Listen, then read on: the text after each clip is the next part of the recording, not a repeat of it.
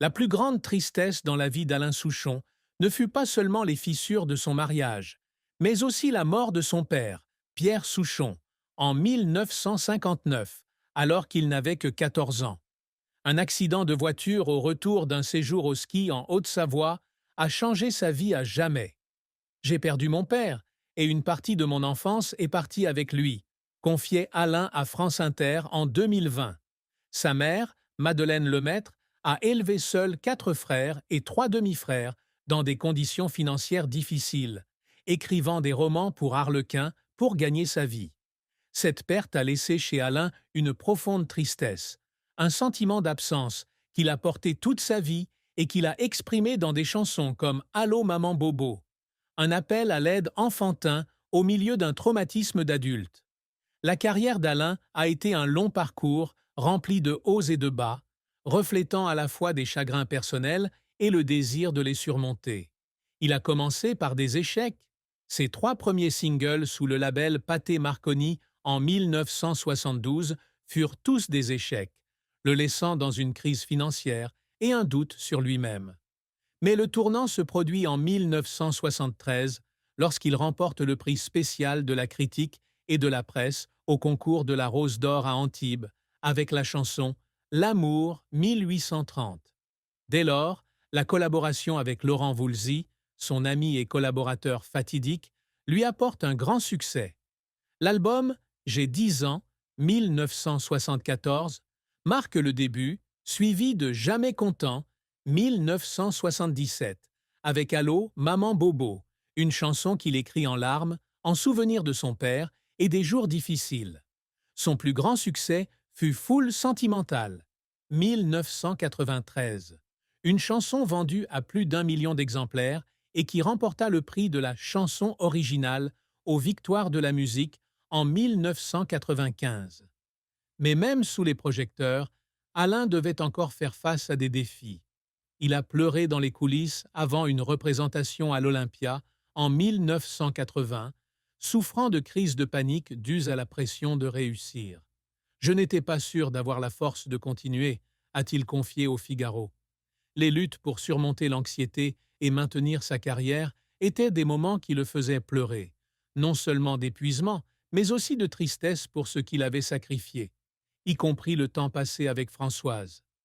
La vie d'Alain Souchon a été une succession d'épreuves difficiles, de l'enfance à l'âge adulte. La perte de son père à l'âge de 14 ans a été le premier choc, suivi d'années de mauvaise éducation. Il fut renvoyé de l'école d'horlogerie de Cluse pour manque de discipline, et un voyage en Angleterre pour étudier dans une école française échoua également, car la famille ne pouvait pas payer les frais de scolarité. De retour en France, il exerce toutes sortes de petits boulots, de serveur à employé de banque, avant de trouver sa voie musicale. Les premières années de votre carrière sont les plus difficiles. Il jouait de la musique dans les bars parisiens dans la pauvreté, vivant dans un petit appartement avec Françoise et Pierre. Il y a des jours où je ne sais pas ce que je vais manger demain, a-t-il confié à Radio France. La naissance de Pierre en 1972 lui met encore plus de pression, l'obligeant à écrire constamment de la musique pour gagner sa vie. Mais l'échec de ses premiers singles le laissa presque sur sa faim, jusqu'à ce que Bob Soquet de RCA l'encourage à chanter L'amour 1830. Malgré son succès, Alain doit encore faire face à de nouveaux défis. La célébrité apporte une pression constante, de l'écriture constante de chansons aux longues tournées loin de chez soi. Il a eu un accident de cheval lors d'un séjour dans la Loire en 1990, nécessitant une hospitalisation et mettant sa carrière en pause pendant un certain temps. De plus, les migraines qui le tourmentaient depuis l'enfance, héritage familial, l'obligeaient à se produire dans la douleur, comme lors de la représentation à Saint-Quentin qu'il qualifiait de cauchemar dans son autobiographie. Ce qui rendit Alain Souchon le plus triste, et même très triste, fut la séparation de son mariage avec Françoise. Il n'a jamais voulu admettre que leur amour, aussi profond soit-il, avait été érodé par le temps et les circonstances. « Je suis triste que nous ne parlions plus comme avant », a-t-il écrit. « Je suis triste parce que je n'ai pas été assez là pour elle, et parce que je sais qu'elle est triste aussi.